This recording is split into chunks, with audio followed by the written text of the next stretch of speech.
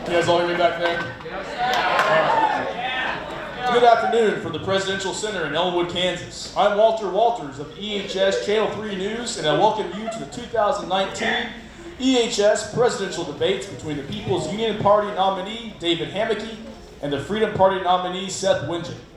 This debate is sponsored by the same Beeberly Electors Corporation that gave you the well-known Beeberly ballot that we use to select the winner of this election, and it has revolutionized our voting system. Beeberly Electors is America. Today's debate will be covering domestic issues within the United States as well as foreign affairs. It will proceed in the following format. We will have 6 segments, with each segment representing a different issue. The segment topics will be in the following order: healthcare, taxes, economic issues, education, environment, and we'll end with foreign affairs. There will be a maximum answer of 45 seconds per question and 30 seconds per rebuttal, no exceptions. We have had questions from people all over the country on the various issues. People submitted these questions via email, social media, and many other means to have their voices heard. However, I made the final decisions on what questions to ask. I should add that none of these questions were submitted for approval to the voters, Presidential Commission, Beeberly Electors Corporation, or the candidates. If you would be interested in having a more specific question addressed by the candidates, please email Mr. Beeberly and he will pass it along to candidates to look into for the duration of their campaign. Each candidate will have an opening statement before the issues are discussed and a closing statement to end their involvement in the debate. The order for these were determined at an earlier time. The audience here in the Presidential Center should remain silent except during the breaks. There should be no cheers, applause, boos, or any other distracting noises. This is so we can all concentrate on what the candidates have to say. There is an exception to the rule right now as we introduce the candidates. We welcome the People's Union Party candidate, David Hammack, and his running mate, Tyler Dole.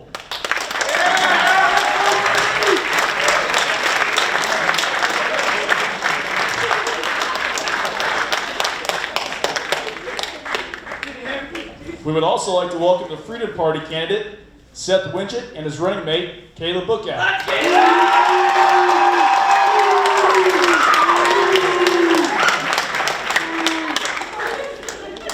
Gentlemen, we welcome you all and thank you for your time during your busy campaigns.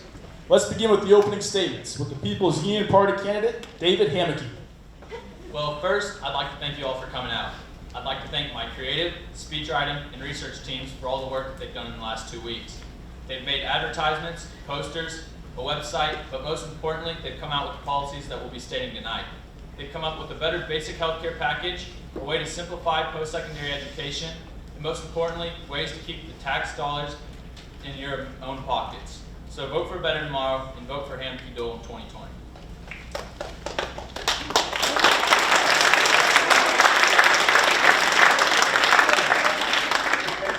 Our final opening statement will be from our Freedom Party candidate, Seth Winget. Hi, I'm presidential candidate Seth Winget. I'm representing the Freedom Party and the people of the United States of America. I'd like to congratulate David Hammack on making it this far in the election. I'd also like to congratulate his running partner, Tyler Dole, and his campaign. I'd like to thank my campaign people and my vice president, Caleb Bookout, and I'm... Yes!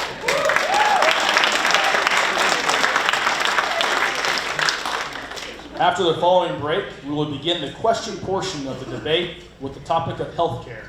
Oh, 1 minute. Get prepared, seniors. Health care. You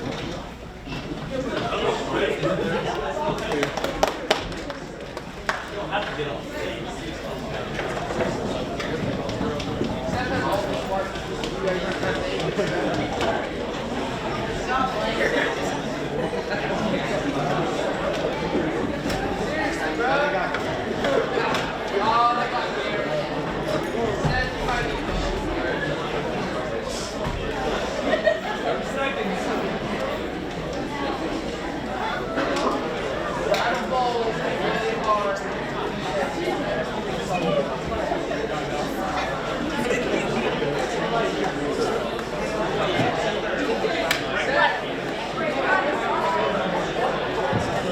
Candidates, start finding your way back to the podiums, please.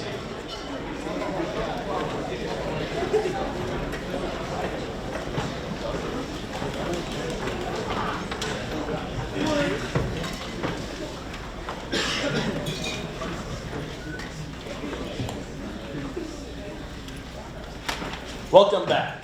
Our first segment will be covering the heated topic of our nation's healthcare system.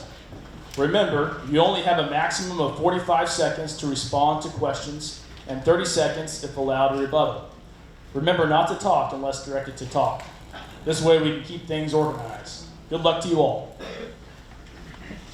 The first question I have for candidate Hammock.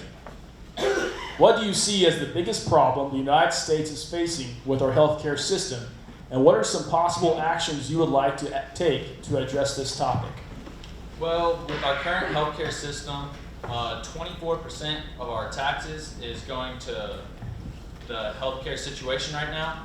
I'd like to promote private healthcare for the upper class or those that can afford it, while trying to create a basic healthcare package for those who cannot afford private healthcare. I would like to see veterans be able to fall in that category to get that basic healthcare package, along with the lower income citizens. That's probably would be my main solution.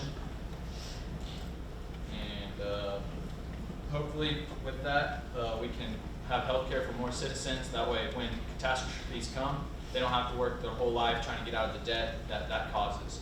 We try to get healthcare for all citizens throughout the states. Thank you. What do you think, Mr. Wingett?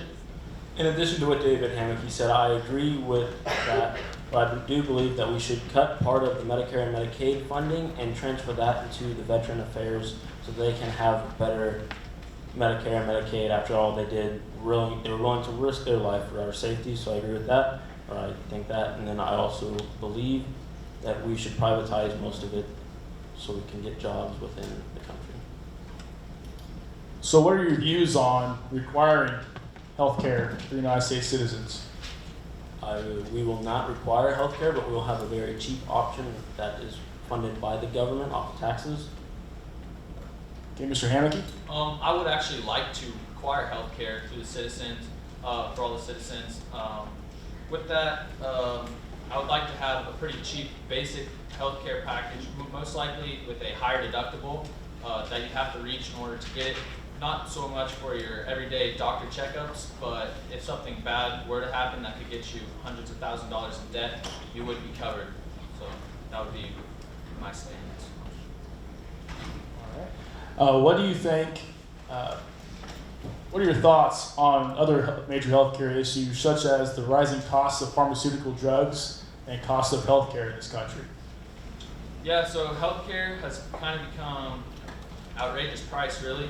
I would love to see where your job would help provide healthcare. It would kind of come out of your salary. I'd like to see, obviously, cheaper drugs for the people to use when sick, but I guess I don't know how to make that cheaper. But I'd like to see the jobs be able to provide the healthcare so that you don't have to worry about that. Mr. Wingett?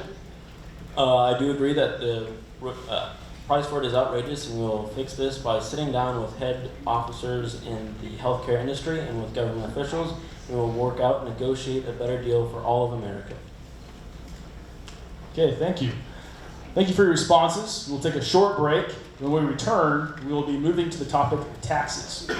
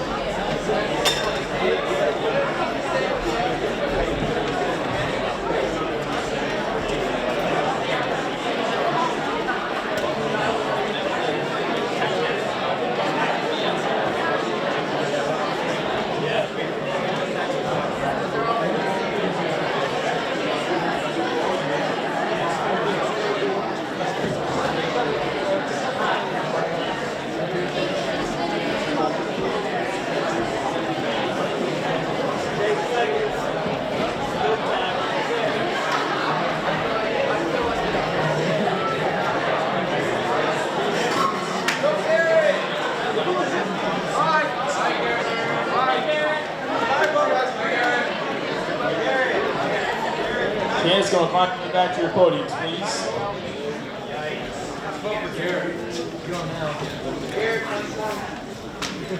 Here. That would not happen if I was president.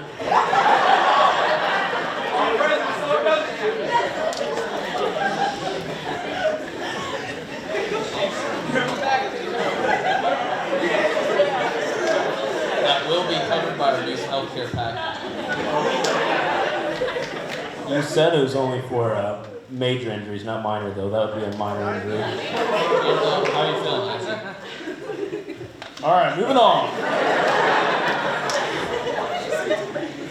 Welcome back to the Presidential Center for this afternoon's debate. Segment 2 will be over the topic of taxes. This first question I have for Mr. Hammocky. In your opinion, which would be more beneficial to stimulate the economy? Raising or lowering income taxes, and why? I believe that lowering income taxes would be more beneficial to the economy. Lowering income taxes at the business level, I believe that the business then will be able to use that money to expand, creating more jobs, helping the economy. Also, they could help use that money to give back higher salaries, or like I said earlier, adding benefits such as healthcare or a better healthcare package if we were able to lower the income taxes, especially at the major level. And then obviously if we were able to lower income level taxes at the personal level for most citizens, they would have more money to budget with their family and live better lives. Okay, Mr. Winchett? I also agree that we should lower income taxes for businesses and for personal taxes. This will, like David Hammocky said, it'll increase growth and bump up the wages so that you have more money, and it'll increase the revenue for taxes coming into the U.S.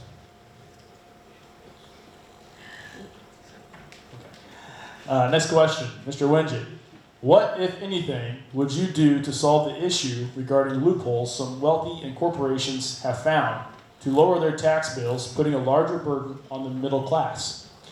So some of these loopholes have benefited all of us, but some of them have, such as Amazon has reported millions of dollars in lost revenue. I think there should be a cap on that, and we put a cap on it, but for smaller businesses it would still be there so they can still function. Mr. Hammocky? Yeah, so these tax loopholes, I think we need to keep them open for the lower businesses, but at some point it's too much. Like he said with Amazon, they need to be paying their fair share in taxes as well. I don't want to hurt the businesses. I don't want businesses to leave the United States. We need to keep these jobs and keep our economy up. But overall, I think that we need to close some tax loopholes to help go towards the budgets for things like healthcare, as we stated earlier, education, etc. Okay, our next question, Mr. Hammocky, we'll stick with you. Statistics show that our federal budget is at about $4.4 trillion, but we are only bringing in $3.4 trillion in tax revenue. That will result in a $1 trillion deficit. What would you do to address this issue regardless of whether you are raising taxes or not? So closing tax loopholes, as we said earlier, would be one major way. By creating more gross domestic products, we could also help with our revenue, selling with other countries. But overall, I think getting a little bit more taxes out of the major businesses, and then, trying to up our growth. Okay, Mr. Winchett?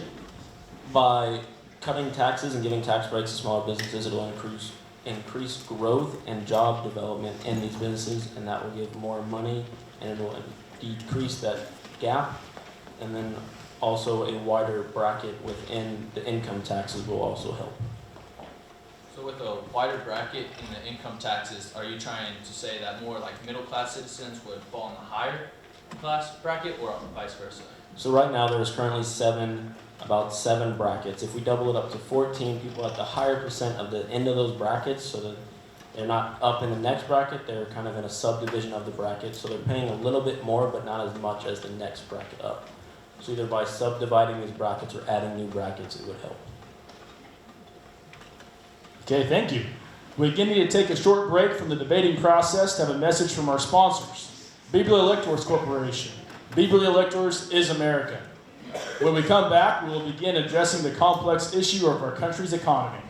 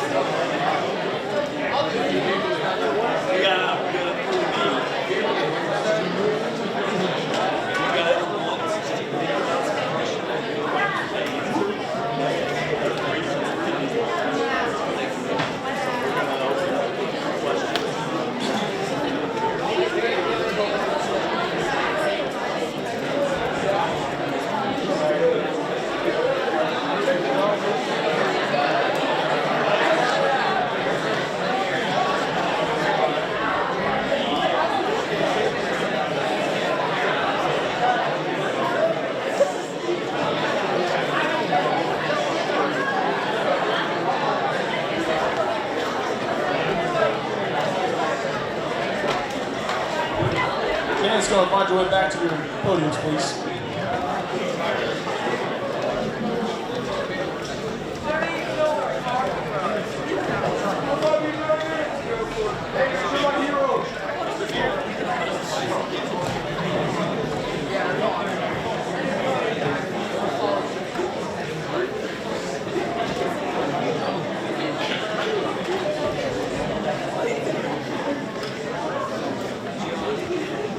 And we're back.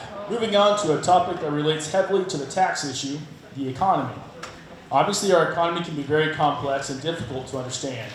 However, there are many issues that the American public are concerned about, and we are all anxious to see what your thoughts or solutions are to these. First question I have is for Mr. Wingen.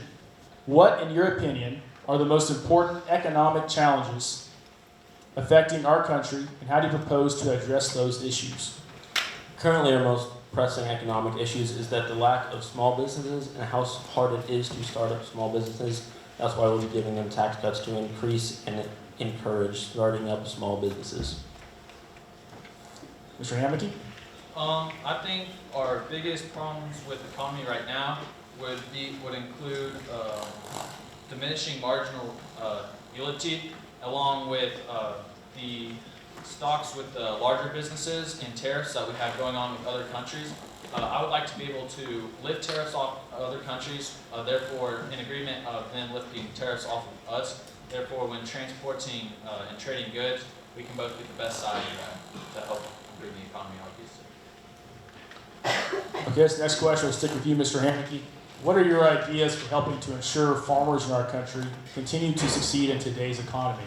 I'd like to see us fight for better grain market prices. That's also going to have to do with tariffs and trade. I'd like to keep it more stable, the trade prices. That way we don't have fluctuating grain markets so much, so we have no clue what the year's income will be.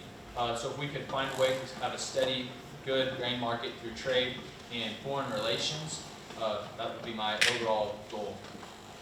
Mr. Wingen?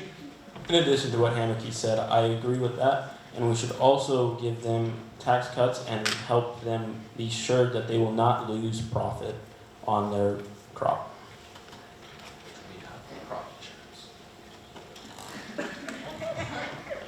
Just something to say, Mr. Hammocky? What? Just something to say? Well, yeah, that is crop insurance as we know it. So. Right. We'll be working on that and improving it so it'll be better. All right. How are you going to improve crop insurance? Well, like you said, improving our relations with other countries so we have a better profit of when we trade them. And so the grain markets are probably higher. With your proven yield, I guess if you have a higher grain market overall, you can bring in more money. I guess is what it's doing. So. yes, thank you for that for me. All right, next question. Mr. Wingen, with the current federal minimum wage set at $7.25, many feel this is too low for Americans to meet their basic standard of living. Many states are beginning to raise theirs at a state level to the point that the average in the country will be close to $11. Do you support the raising of the federal minimum wage? Why or why not? I do not support it because if you raise the minimum wage, the price of living raises up. So instead of that, we're going to encourage post-secondary schools, including trade schools, and break the bonds of thinking that trade schools are lesser. So then they'll have more options to get better paying jobs so they don't have to live off of minimum wage. Mr. Hammocky? I have very similar ideas with Seth here. I don't think minimum wage is a price set to live off of. I think it's a price set for high school and college students. I would like to see America promote people when leaving high school to go on tech schools, JUCOs in 4 years, which will come up in the education how we're going to do that in education to make that cheaper. I don't think that there's any reason that we need to stay at a minimum wage. We can go get that post-secondary education so we can find better jobs. Although I would like to see a slight increase in minimum wage to help out those who don't have degrees or that are later on in their lives the time's not worth going back and getting a degree, and also to help our high school and college students as they pay off their debts throughout their education process. Okay, we will take another short break before we discuss the topic of education. But first, Another quick message from one of our sponsors, Tobias International, the world's largest military defense industry. Tobias International, keeping America safe since 2012. Hey,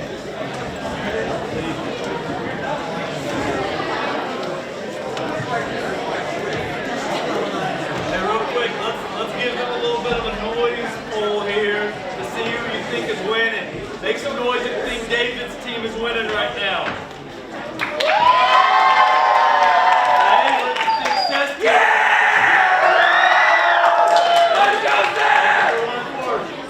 Hey, think of some questions that you might want to ask them, because we might have some time at the end to get some questions from some of you.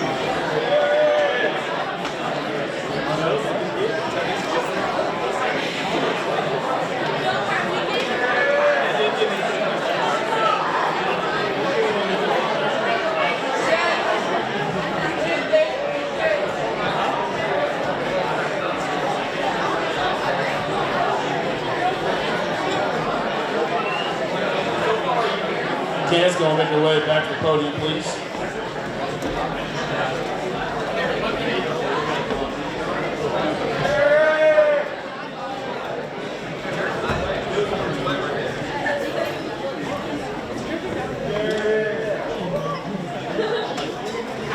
Can I add one thing on our agricultural side of things? Okay, go ahead. Alright, so I will also legalize industrial hemp. It is completely different than marijuana. It has a much lower THC, so you can't get high off of it, and that improves the yield, and you can make much more money off of it for the farmers, and then it has many more economic benefits. Okay, welcome back.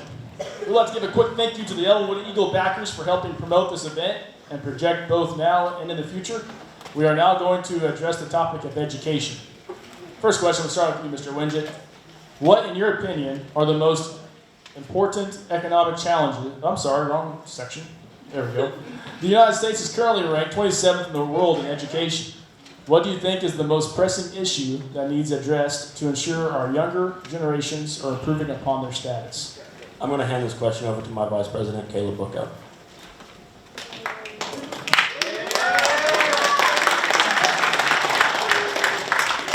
Call for this, so I'll try and do my best here. So I think one of the big things that Seth also did talk about was increasing the interest in trade schools. I don't think that a lot of people want to go to college to be doctors, be lawyers, be these higher up officials and job titles, but there's also the people that want to be welders, that want to go to cosmetology school, that want to go to these lower trade schools. So I feel like if we value that importance in high school and in grade school as well, I feel like more people our age would pursue an education after that. Also, I'd like to see the cost of college go down. That way, more lower income students have a chance at getting a college degree. And that will also help with the economy and finding better jobs and keeping the minimum wage where it is. Okay, Mr. Hammocky. When you say 26th, are you talking about secondary or post-secondary education? Secondary. High school. As well about college. But I will also hand off this question to my Vice President, Kyler Dole.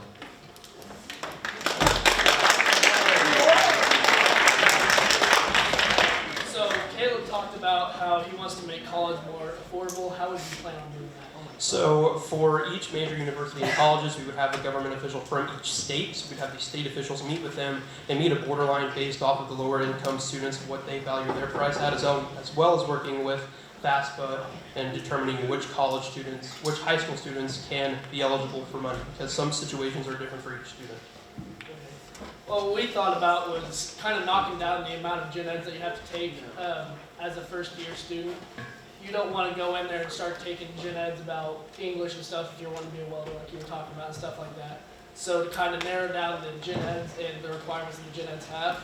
We also would like to make it more affordable, so first year students coming in aren't required to pay for dorms or for meal plans. You have a chance to live with somebody that you know who's already going to school there, or be able to pay for food outside of the meal plan that they recommend you.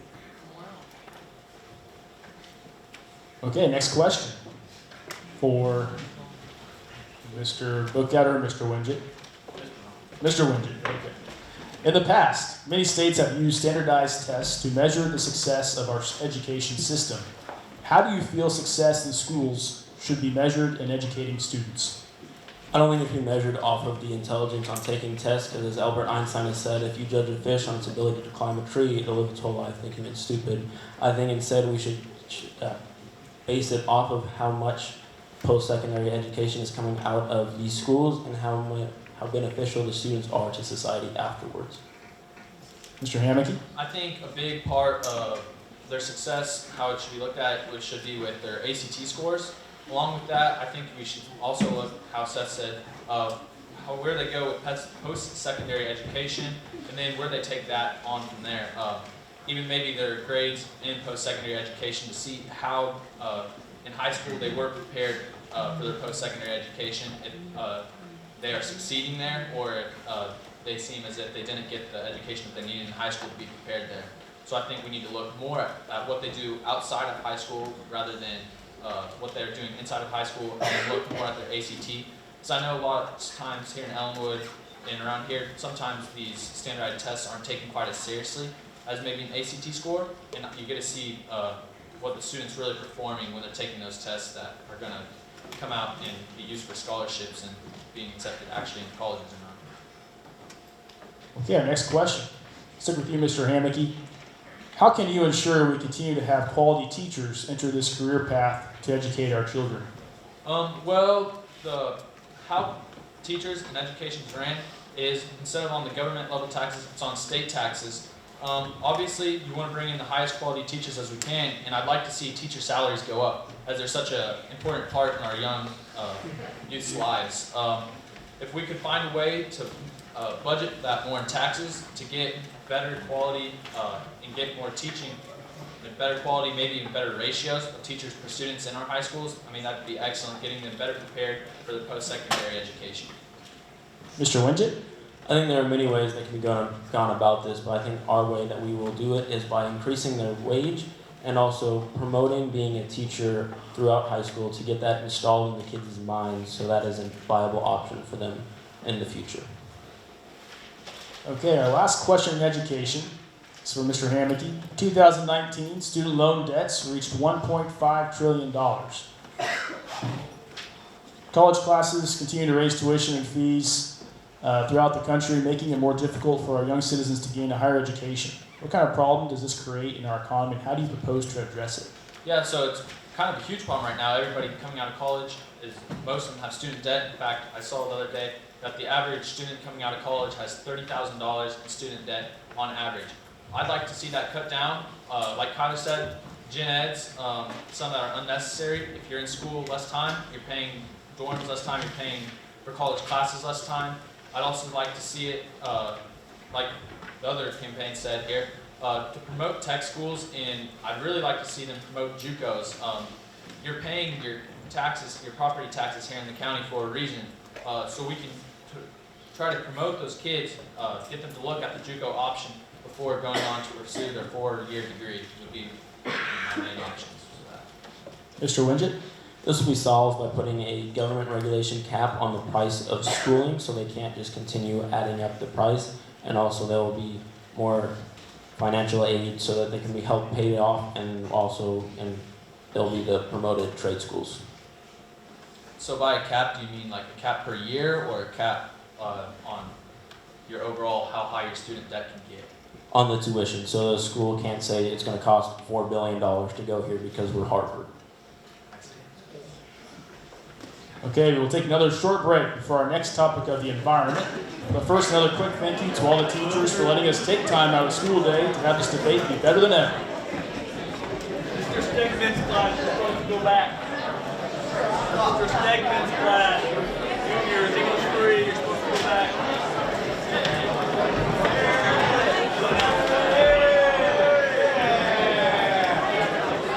Mr. Stegman's class can stay. Mr. Stegman's class can stay.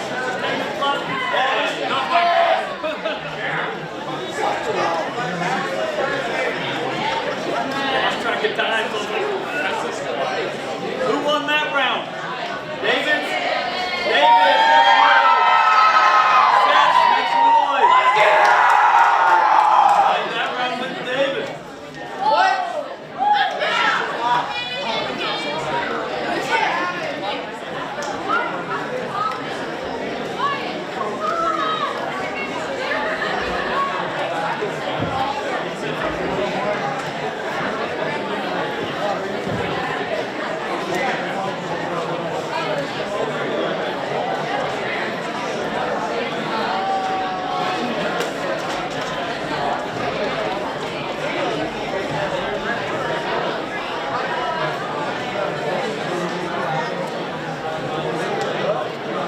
go and make your way back to your podiums, please.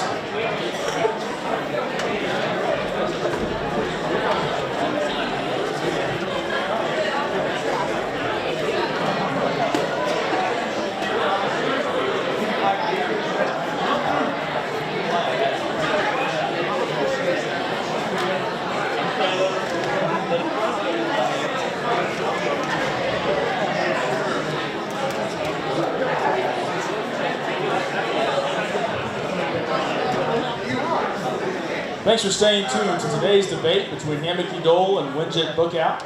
We realize this can be a long process, but I argue that it is a necessary one to understand our candidates' policies to ensure we vote for the best option. We are now on our fifth debate topic, our country's environmental policies. This first question will be for Mr. Hammocky. The debate over climate change is a heated topic in today's society. How would you answer the global call to address the climate change situation? I'm also going to hand off this question to my Vice President, Tyler Dole.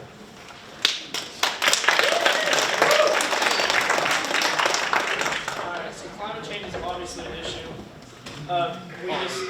We need to actually agree as a human nature that it's happening, because there's people who disagree that it's even happening in the first place. So we need to know that it's our fault, and that we just need to try to get out of emissions into the atmosphere and try to keep down our pollution and stuff like that. Mr. Winget?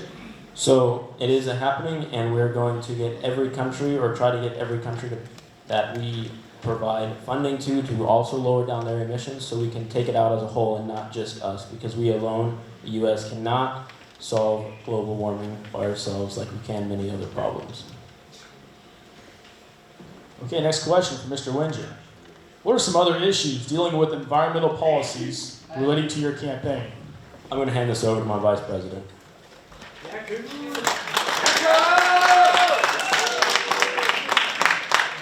So a big problem with our environment is water and plastic products getting into the water. In 2019, Coca-Cola was ranked #1 in having plastic bottles and stuff all over the country. A non-profit organization called, let's find it here, Break the Free Plastic, non-profit organization based out of Atlanta, Georgia, where Coca-Cola was also based out of.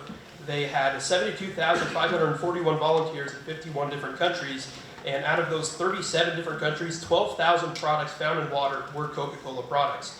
So to combat that, Coca-Cola had a partnership with $11 million to help go find teams and help clean up the water areas around in rivers and in the ocean to help clean up plastic waste and products. So I feel like if we take care of our water and take care of recycling, that can also help our environment grow as a country.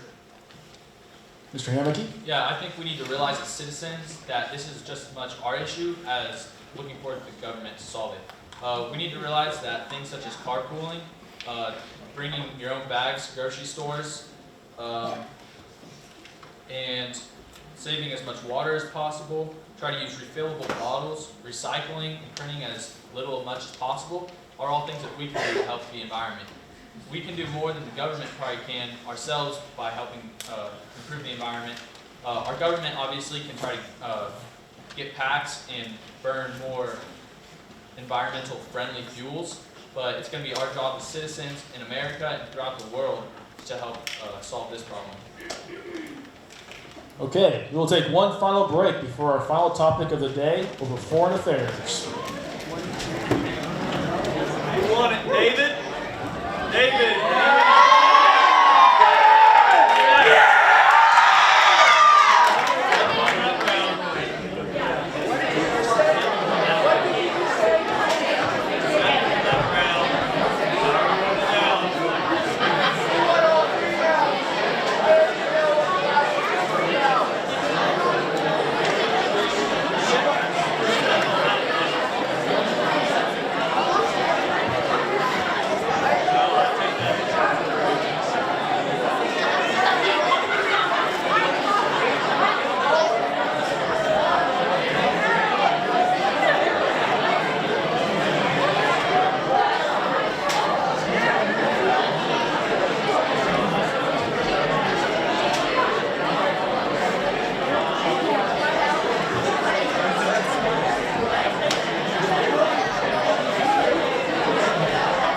Find your way back to the podiums, please.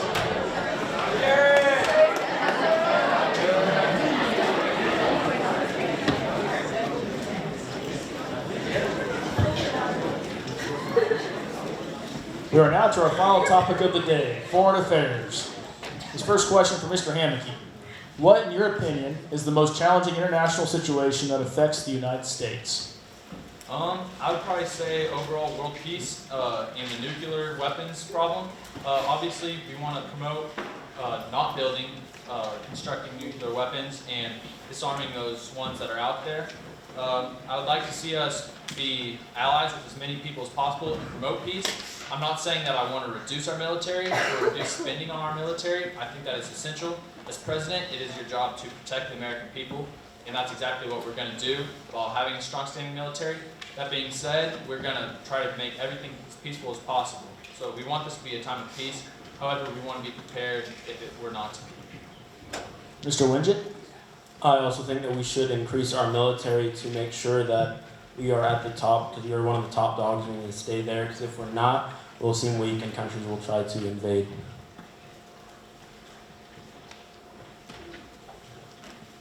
All right, next question, Mr. Winget. How can the U.S. ensure that we continue to compete with China on the world market while maintaining positive relations with our fellow world powers? So by continuing to trade with all of them, it'll keep everyone happy, and then just bringing businesses back to the U.S. so we can manufacture things here in the U.S. so we can do less trading with China but more with the rest of the world. Mr. Hammocky? I think that it's essential to our economy to have trade with China. I'd like to improve our economy, and I think that you have to keep China in the picture to do that. I would like to make trade deals with other countries throughout the world and have multiple options when it comes to trade to help boost our economy, but I think we need to keep China as one of those partners. Okay, next question. We'll start with you, Mr. Hammocky. Tensions are once again growing in the Middle East with countries like Iran, Syria, plus groups like ISIS. What is your strategy to address the situation to ensure the safety and stability of American interests? I think it is vital that we are present in these areas. I think that it's kind of our job to help protect the people of the world who can't do it themselves. So I think that we do need to be present there. I do want to promote peace at the same time, but sometimes you have to do what you have to do to help what's the greater good. I would like to point out that I don't want to have control over other countries because I do want to promote peace. I know on Seth's poster he does say he wants to increase control over other countries. That's what I Mr. Winget? That put on the poster was a joke that was put in the Google document and got carried onto the poster because of it being lacked of taken off. I do not want to increase control over foreign countries, but I do agree that we should have our presence within the Middle East and take out the groups that are threatened to America because they are a threat. I would also like to point out that on the poster there's free market capitalism. Free market capitalism would also mean that employers would not have to set a minimum wage, therefore they could pay you $5 an hour.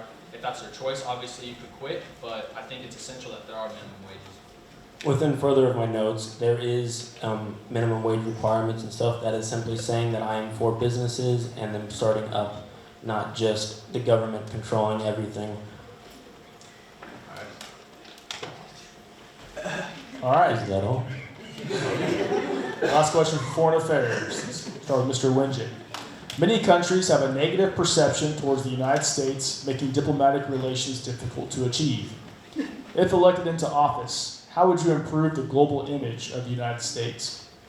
Well, I think our first thing we do is we would initiate an American first policy, so we would fix all of our problems within ourselves that these other countries see and see it as a weakness, so that we are top dogs and as sharp as we can be before we start worrying about other countries and how we are in relations with them. Mr. Hammocky? I think we need to continue helping on the worldwide scale. I think that we do a good job of helping out others when it is needed, and we need to continue that. I would like to see us help be in organizations like NATO and the UN and be active in those organizations to promote things like environment and to help fight against terrorism. I think it's essential that the countries of the world must come together to help each other when problems do arise. So I would like to put the world first and be part of these organizations to help keep the world a better place, such as NATO or the UN. Okay, thank you. We're now going to do a special segment of the debate. We're going to open up questions to the public. Mr. Beebley is going to answer the first question, and if you have questions in the crowd, feel free to bring them up to him and he will pass them on. Okay, I got a question for both of you. We've heard about a bunch of fancy policies and complex information. I wanted to throw one fun type question out there. What's a fun tradition that you would like to start in the United States if you became president?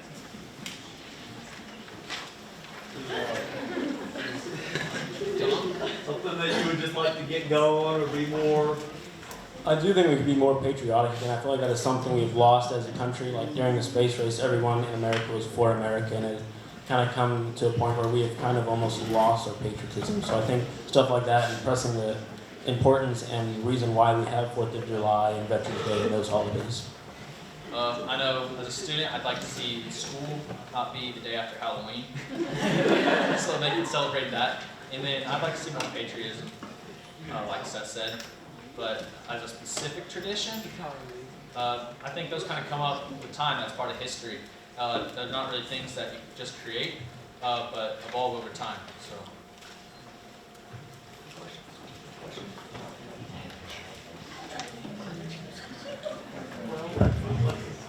Any other questions? Go ahead, Austin. If you have questions, come up to me and run them by me so I can prove them. Go ahead. You ask yours, though. I trust you, Austin. What could cause you to fail as president? What could cause me or cause David to fail?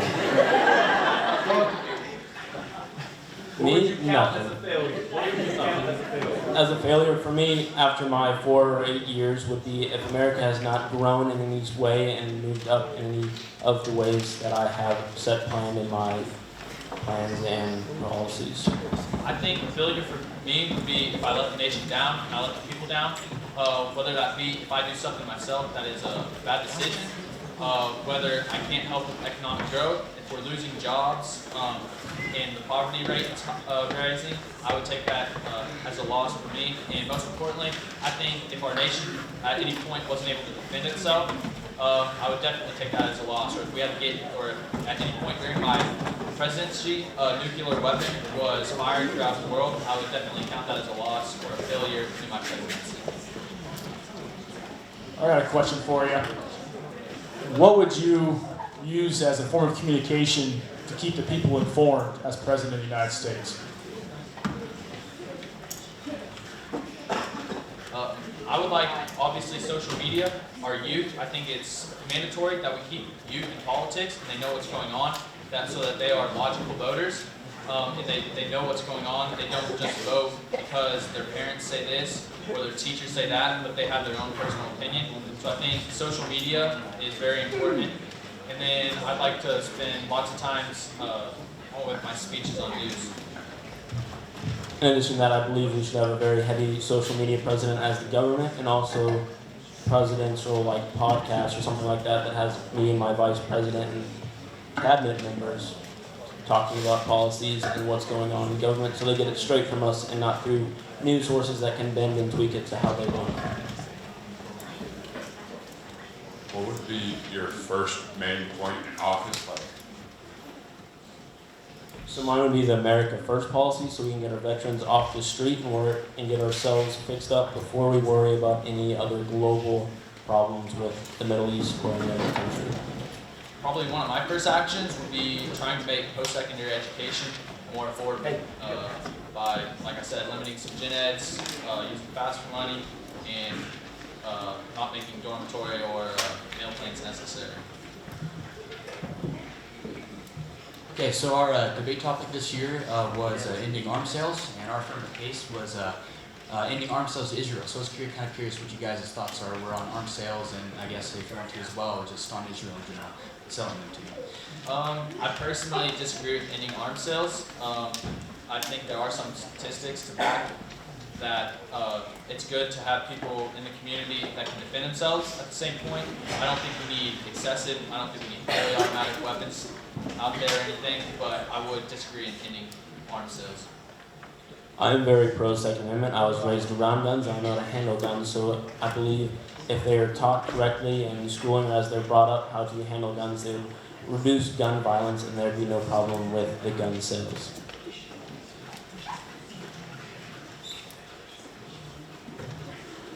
Mr. Winter, just to clarify, they're talking about arms sales of other nations. What's your view on that? Like of other nations' citizens? So like selling our guns and weapons to other countries. So I do believe on that some of the weapons we have sold in the past have been more dangerous than we've known. So I do think there should be a limit on what we do sell or if we sell at all. Yeah, I mean, obviously that goes hand in hand with economy, but I think there's a limit of how powerful weapons we should be selling and getting out there. Obviously, we don't need to be handing the Middle East, ridiculous weapons. But I mean, I don't see a problem with handing, selling our basic hunting weapons like we have around here. Your pump shotguns and whatnot. This entire speech you've been saying, big businesses and small businesses that you'll give tax breaks and everything on. Two things. Number one, how would you classify a small business versus a big business, and how will you help a small business that becomes a big business compensating for not having those tax cuts? So once the smaller businesses have grown to a larger size business, and that will depend on the business and the employees and workers, they will no longer need the tax cuts because they will be making enough profit to self-sustain themselves. I would define a small or large business by its gross domestic product that it puts out and how much money it is producing. I think there are times where we have tax abatement. Excuse us, Mr. Hammocky. Crowd, if we could please remain silent so we can hear what the candidates have to say. Thank you. So that time during the tax abatement, they can broaden their spectrum. Obviously, be a set time in which they're increasing jobs and such. But then at the same time, once that ends, they need to be doing their share in taxes in their part as American citizens. Okay, so about the environment issues, I heard some of the problems that was going on, but not much of how you would solve the problems. So one way that I would solve it by reducing plastic waste, we would legalize industrial hemp and use bamboo, because industrial hemp and bamboo they have many benefits on what they can be used. For example, hemp can be used as paper, textiles, fiber, plastic, rope, so you can make almost anything out of hemp and bamboo combined. So if we legalize those, we'll also increase profit for farmers and our government and environment. I would like to see more environmental friendly fuels used. Like Seth said earlier, have something like the UN or a pact with nations that are following environmental rules. And then obviously, so big of it, like I was saying earlier, is us as citizens doing what's right. And we kind of know what we can do to help the environment, carpooling, not using plastic bags, as much as we do, etc., recycling bottles, whatnot. This is for both y'all. What is your stance on legalization of medical marijuana and how it could help others? I actually do support legalizing medical marijuana throughout the states. I think that it can be beneficiary for those in need. In the U.S., I don't think there has been enough research done on it, so I think it should be left up to the states, and from the states that do legalize it, we can judge from there how much taxes they are actually making off of it, and if it would actually be beneficial or more of a hindrance to the rest of the United States. What do you plan to do about countries like North Korea and Russia who might not be as cooperative as other nations? We'll obviously keep them on our radar and survey what they're doing and how they are affecting the U.S. or the rest of the world, and from there we'll go about if we need to step in and intervene, or if they're just being a big bully and acting like a threat even though they're not. Obviously, we want to try to keep peace when we can.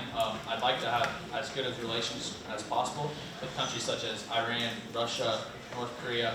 However, that's not always possible. But however we can to stay close with them and have them on a good side and try to get them to behave by passing laws. Obviously, they're not going to follow all of them, but we can do it. We can try, obviously. You've both brought up that you want to bring business back to the United States. How do you plan to do that exactly? Well, like I've said many times, giving tax breaks to businesses will encourage big corporations such as Amazon and Chevy and GM Motors, Ford, to bring back their plants here because they will have well, it'll be more beneficial for them, and they'll make more money creating them here in the U.S. than importing them overseas? I think, like Seth said, taxes, but then also by getting tariffs lifted and lifting tariffs, should promote the money that they're making, because they will have better success in importing their products to new markets overseas, obviously. And then on top of that, I'd like to make it to where it's easier to immigrate into America. And with that being said, they could bring their businesses as well. You guys talked about how you wanted to lower taxes, but we use taxes for military purposes and school purposes, so how would you lower it? I think one of the main ways would be closing tax loopholes. Then right now, 24% of our taxes is going towards healthcare. Obviously, we need to continue to promote that, but only try to prioritize private healthcare. And then obviously the lower class or those in need will need to use our basic healthcare. And then Social Security, I'd like to change the way that is ran, because that currently is our largest, that takes up the largest amount of our taxes with 26%. And more so put that like into a investment or a capers type of a situation, and then we could use some of the taxes that we're putting into that and use that as well. So one thing will be rearranging how the taxes work and how they're funded and where the funding goes. Another will be with giving the businesses tax breaks. They'll be able to hire more people, and then there'll be more people paying taxes. So in the long run, we will be increasing the tax revenue. I got a question for the vice presidents. I wanted to do a fun one. What's the best holiday and why? All right, so I don't know if you can tell by my body shape, but I love Thanksgiving. I think Thanksgiving is the best holiday around because you get around with your family, you get to eat great food, you get to spend time with family, get family traditions, eat a lot of great food, and honestly, I don't see anything better than that. I don't know if I can compete with that. That was a pretty good. I think probably just 4th of July because you get to go out and have fun and blow stuff up legally and just have a good time showing your love for your country. So. Okay, my final question then is for the presidents. Okay, why is Ellinwood better than every other school? Go Eagles! Mr. Beebley, they clearly stated at the beginning to keep the cheering down to a minimum, so I understand you're very passionate about Ellinwood. We need you to settle down a little bit. But Ellinwood has had the highest success rate in the state of Kansas in the past couple of years, so I do think that makes us one of the better schools, if not the best school, because we are producing the most and best citizens into society. I think unity. I mean, we're a small school. We know each other. We got each other's back. And once we leave school, we know our teachers are always there for us. Our friends are always there for us. So I think the family environment. All right. Thank you, candidates, for your great responses to the issues facing the United States. As we're near the end of this first presidential debate, we would like to hear from each candidate one final time. Each candidate will have 1 minute to give his closing remarks uninterrupted. We will begin with candidate Seth Winchett. So I'd like to thank you for all coming out tonight and being educated on both of our policies so that when you step into the voting booth that you'll vote for the best candidate. And I hope that you have found out today that it will be me and that you save your breath and vote for Seth. Next we have candidate David Hammock. I would also like to thank you all for coming out to watch the debate, especially those voters coming out so they know what they are voting on. I would like to congratulate Seth on a very well-ran campaign. And then when you vote, I want you to remember to vote for a better economy, a better environment, vote to keep those tax dollars in your pocket, and vote for a better tomorrow. Hammocky Dole.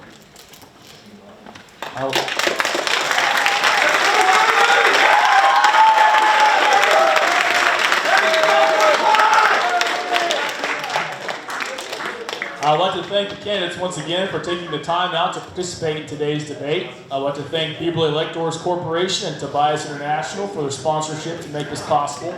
Most of all, I'd like to thank our viewers for taking time out of your busy schedules to stay informed on the current issues facing our country. We hope this helps with the voting process. All items by candidates are due by this Tuesday, January 28th. The election day will be on Wednesday, January 29th, with the ballots turned in by that afternoon at 3:45 p.m.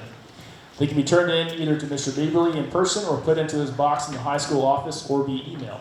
The results and winner concession speeches will take place on Thursday, January 30th. Until then, I'm Walter Walters from EHS Channel 3 News. Have a great rest of the day.